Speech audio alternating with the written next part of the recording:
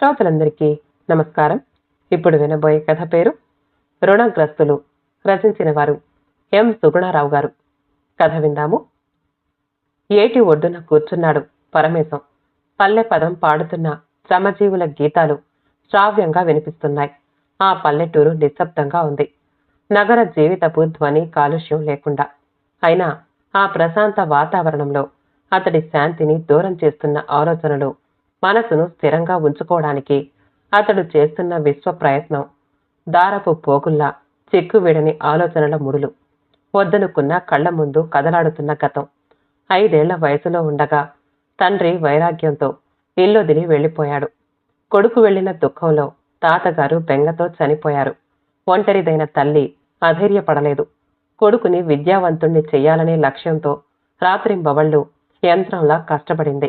ఆమె ఆవేదనను అర్థం చేసుకున్న అతడు తన వంతు విధి నిర్వర్తించాడు. ఏ మగదిక్కు లేని ఓ మహిళ రెక్కల కష్టం వృధా కాలేదు. అందరూ ఆశ్చర్యపడే విధంగా మెడిసిన్ చదువు పూర్తి చేశాడు. పోస్ట్ గ్రాడ్యుయేషన్లో గోల్డ్ మెడల్ సాధించాడు. అమెరికాలోని ఒక క్యాన్సర్ పరిశోధనాలయంలో సూపర్ స్పెషలైజేషన్ చేసి ఆ కేంద్రంలోనే మంచి ఉద్యోగం సంపాదించాడు. 5 ఏళ్లుగా అమెరికాలోనే ఉండడంతో అక్కడి పరిసరాలు, పురస్కారాలు వదిలి రాబుద్ధి కావడం లేదు. ఈ పల్లెటూళ్ళలో ఉన్న ఒంటరి తల్లి కోసం రాక తప్పదు. సంవత్సరానికి ఒక్కసారే వస్తాడు. ఏ అర్ధరాత్రో తల్లి జ్ఞాపకం వస్తే గుండె విలవిల్లాడుతుంది. డిప్రెస్ అయిపోతాడు. ఈ సంవత్సరమే ఆమెను అక్కడికే తీసుకువెళ్లేందుకు పరిస్థితులు అనుకూలించాయి. తమ పాత ఇంటిని అమ్మేసి ఆమెను తీసుకువెళదామనే ప్రయత్నంలో వచ్చాడు. ఆమె నిర్ణయం విని అతడిలో అలజడి చెలరేగింది. ఏం చెయ్యాలో అర్థం కాని పరిస్థితి. ఆమె మాటలు పదే పదే గుర్తుకొచ్చి మనసులో బాధ తీవ్రతమవుతోంది. నేను ఈ ఊరొదిలి రాలేనురా. నన్నిక్కడే కడతేరని. ఈ మట్టిలోనే పుట్టాను. ఈ గాలి పీల్చి, ఈ నీళ్లు తాగి, ఈ జీవితాన్ని ఇన్నాళ్లు నెట్టుకొచ్చాను. ఈ మట్టిలోనే నన్ను కలిసిపోనిరా. ఆ మాటలు అతడి గుండెని కోస్తున్నాయి. తెల్లవారే లేచి కోనేరులో నుంచి నీళ్లు తెచ్చుకుని స్నానం చేసి పూజ చేసుకుంటుంది. ఆ చుట్టుపక్కల ఆడవాళ్లంతా ఆమె దగ్గరికే చేరుతారు. అందరికీ ఆమె మాటే వేదం. తను ఏ రకమైన వృత్తి చేపట్టి కొడుకుని పైకి తీసుకొచ్చిందో ఆ వృత్తిని ఆమె వదిలిపెట్టలేదు. ఆమె ద్వారా విస్తరిస్తున్న కుటీర పరిశ్రమలో అప్పడాలు, విస్తరాకులు, పచ్చళ్ళు తయారు చేసి పట్నంలోని హోటళ్లకు పంపించడం. తాను నెలనెలా పంపే డబ్బులు తన పేరే బ్యాంకులో దాస్తుంది.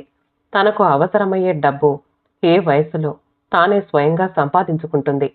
ఆలోచనల్లో ఉన్నవాడల్లా సాయంకాలం అవ్వడం గమనించలేదు. గబగబా అడుగులు వేయసాగాడు. ఆ నిశ్శబ్ద వాతావరణంలోకి అలలా దూసుకుంటూ వచ్చి చెవుల్ని తాకింది ఒక చక్కటి స్వరం.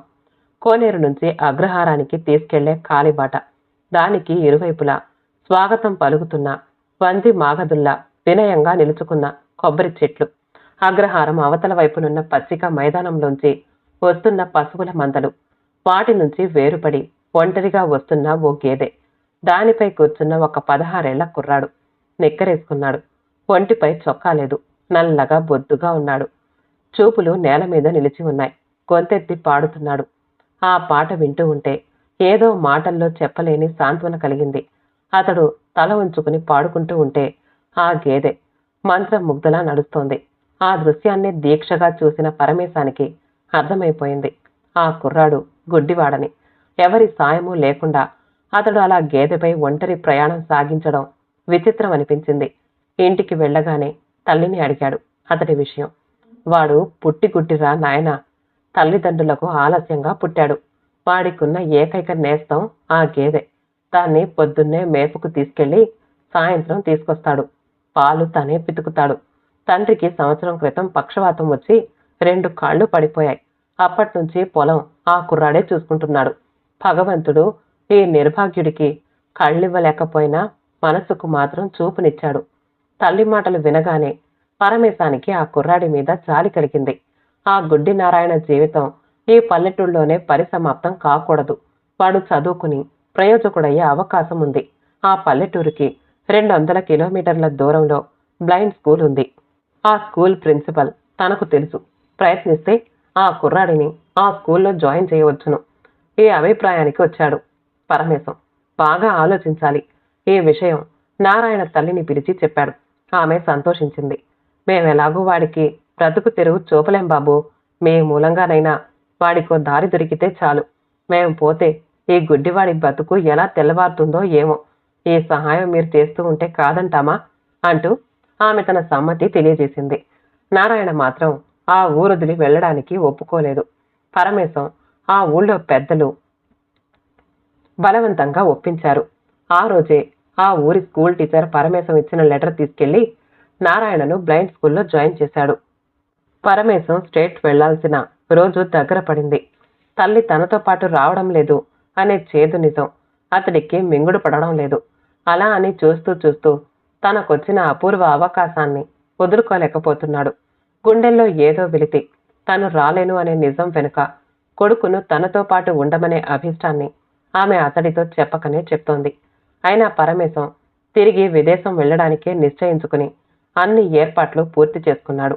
నారాయణను బ్లైండ్ స్కూల్లో చేర్పించిన తర్వాతి రోజు మద్రాసు వెళ్ళాడు ఒక సెమినార్లో పాల్గొనడానికి.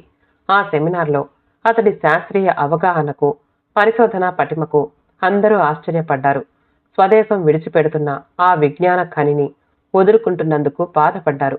ఆ సెమినార్ని నిర్వహిస్తున్న డైరెక్టర్ అతడికి ఒక అవకాశం కూడా ఇచ్చాడు. తమ క్యాన్సర్ పరిశోధనాలయంలో సీనియర్ సైంటిస్ట్ ఉద్యోగంలో పరమేశాన్ని నియమించేందుకు తన సంసిద్ధతను వ్యక్తపరిచాడు. ఆ ప్రతిపాదనను పరమేశం మృదువుగా తిరస్కరించాడు. కారణం, అమెరికాలో తనకు లభిస్తున్న అధిక జీతం, అత్యున్నత పురస్కారాలు. సెమినార్ ముగిసిన వెంటనే మద్రాసు నుంచి విశాఖపట్నం ఫ్లైట్లో వచ్చాడు. అక్కడి నుంచి ట్రైన్లో తన ఊరికి చేరుకున్నాడు. రైల్వే స్టేషన్లో తల్లి పంపిన గుర్రబండి సిద్ధంగా ఉంది అతన్ని ఇంటికి చేర్చేందుకు. నున్నటి మట్టి రోడ్డు మీద బండి చేస్తున్న చప్పుడు శ్రావ్యంగా ఉంది. బండి సాగుతోంది. ఆ రాత్రిపూట వెన్నెల్ని దాటుకుంటూ వెళుతోంది. ఆ పల్లెటూరుకు అతడొచ్చి నెల కావస్తోంది. అతడు పుట్టినప్పటి పరిస్థితులే ఇంకా ఆ ఊళ్ళో ఉన్నాయి. ఆ పల్లె ప్రజలంతా తమ పూర్వ జీవితపు అలవాట్లలోనే బ్రతుకుతున్నారు. పరమేశం లాంటి అత్యున్నత మేధావిని ఇచ్చిన ఆ ఊరు అతడి తర్వాత ఏ ఒక్కరిని కనీసం విద్యార్థి దశకు తేలేకపోయింది. ఆ ఊరి స్కూల్లో 5వ తరగతి వరకే ఉంది. ఇక పై చదువులకు వెళ్లాలంటే 10 కిలోమీటర్లు నడిచి టౌన్కెళ్ళాలి. టౌన్ నుంచి ఆ ఊరికి సరైన రోడ్డు లేదు. వర్షాకాలంలో బస్సులు తిరగవు. ఆస్పత్రి ఉన్నా డాక్టర్ లేడు. సైకిల్ మీద తిరిగే ఓ నకిలీ వైద్యుడే ఆ ఊరి ప్రజల పాలిట దేవుడు. అలాంటి ఊళ్ళో తల్లిని వదిలి వెళ్లాలంటే భయంగానూ బాధగానూ ఉంది. ఆలోచనలతో అన్యమనస్కంగా కూర్చున్నాడు. బండిలో హఠాత్తుగా ఒక పల్లె పదం వినిపించింది అతడికి. ఇది వరకు విన్నదే ఆ స్వరం ఎవరిదబ్బా అనే ఆలోచనలో పడ్డాడు. ఆ గుర్రబండి చేస్తున్న చప్పుడికి బాటకు ఇరుపక్కలా ఉన్న చెట్ల ఆకులు ఊగుతూ తాళం వేస్తున్నాయి. కోనేరులోని నీరు అతి నెమ్మదిగా శబ్దం చేస్తూ పారుతోంది. ఆ పోతుమట్ల వంతెన మీద జనం పలచబడ్డారు. ఆ ఊరి మొత్తానికి వెలిగే వీధి లైట్ ఒకటి మిణుకు మిణుకుమంటూ వెలుగుతూ ఆ పల్లె ఉనికిని బయటి ప్రపంచానికి తెలియజేస్తోంది. పల్లె పదం పరమేశానికి మరింత దగ్గరై ఆశ్చర్యం కలిగింది. అది నారాయణ పాట. ఆ గుడ్డి కుర్రాడు ఎలా వచ్చాడు? స్కూల్లో వేశాం కదా. బండి నడిపే సుబ్బయ్యను అడిగాడు. వాడు చేరిన 2వ రోజే ప్రిన్సిపల్ గారిని అడిగాడట బాబు. నాకు బెంగ తిరిగింది, ఇంటికి వెళ్ళొస్తాను అని. ఆయన ఒప్పుకోకపోవడంతో ఆ రోజే రాత్రి గోడ దూకి పారిపోయి వచ్చాడు బాబు. ఒక్కడు ఎలా వచ్చాడా అని అందరం ఆశ్చర్యపోయాం. రాగానే తన గేదెను వాటేసుకుని ఏడ్చాడు. వాడు ఈ గడ్డలోనే పుట్టాడట. ఇక్కడి నుంచి మరి ఎక్కడికి వెళ్ళడట. తాను వెళ్ళిపోతే అమ్మకు అయ్యకు కూడు ఎవరు పెడతారు అంటూ గొల్లుమన్నాడు బాబు. సుబ్బయ్య కళ్ళు తుడుచుకున్నాడు. ఆ మాటలకు నారాయణ మీద చాలా కోపం వచ్చింది పరమేశానికి. తను చేసిన పని నిష్ఫలమైనందుకు బాధపడ్డాడు. ఇంతే, వీళ్ళని బాగు చేయలేమనుకున్నాడు. ఇక నారాయణ గురించి మరీ ఆలోచించలేదు పరమేశం. అయినా పరమేశానికి ఒక విషయం మాత్రం అర్థం కాలేదు. 16 ఏళ్ల పాటు ఈ నేల మీదే పెరిగి ఈ రకమైన వాతావరణంలోనే తృప్తి చెందుతున్న ఈ గుడ్డి నారాయణ దృక్పథమే తన తల్లిది అని, అందుకే ఆమె ఈ పల్లె వదిలి రానంటోందని పరమేశం గ్రహించలేకపోయాడు.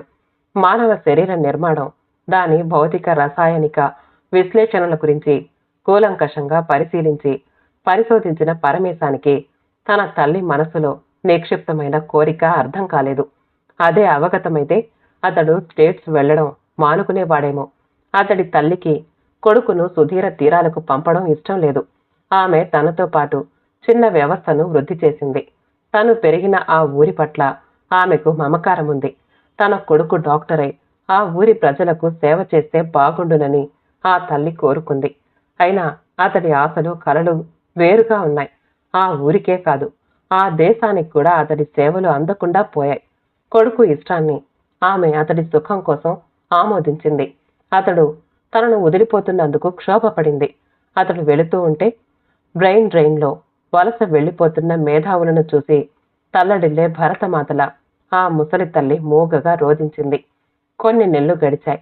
కాలం ఒకే తీరుగా నడవదు. పరమేశం తల్లి జబ్బుపడింది. ఆ గ్రామంలోని నకిలీ వైద్యుడు ఆమెకొచ్చిన వ్యాధి అంతు చిక్కక అన్ని ప్రయోగాలు చేశాడు. విదేశంలో ఉన్న పరమేశానికి ఆ సమాచారం అందే సమయానికి ఆమె మరణానికి అతి చేరువలో ఉంది.